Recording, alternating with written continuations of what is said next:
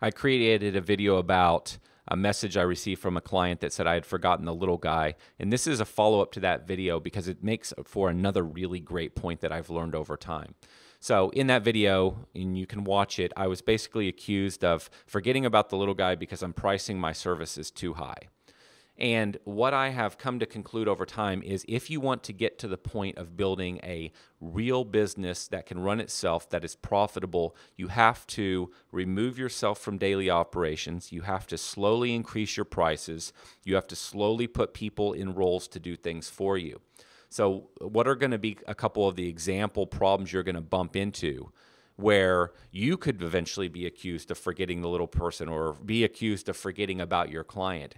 A great example is as you grow the company in the beginning days, you're the guy that deals with all your clients and you go out and see them, you give them their estimates, you shake their hand, you're friends with them.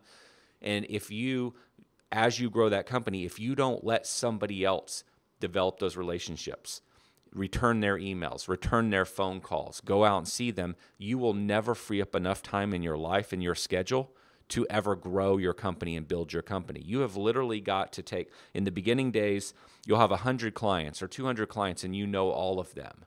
And eventually you have to give all 200 of those clients to somebody else on your team to take care of and care for and help and become their friend. You can no longer do that. You can no longer talk to them all the time. You can no longer email with them all the time. You can no longer answer their questions. And it's not because you're a jerk or you don't care or you don't really like them or you wouldn't just love to work with them, because that's how I still feel about a lot of my original City Turf clients and a lot of my original Service Autopilot clients that I don't get to see very often anymore. I don't get to talk to, but I loved working with them and I would love to do that all the time, but I can't because I want to grow a company that can serve a lot of people and that can run itself and that can turn into a really awesome and amazing company. And to do that, I have to move up the ranks and be a CEO in my company. I have to be the guy that coaches and mentors and trains my team. I have to be the guy that worries about cash flow and the next strategic opportunity and where we're going as a company and avoiding the risks and potholes of business life. I have to be that guy for my company. And the only way I can do that is by slowly raising my prices, by slowly having my clients deal with other people on my team.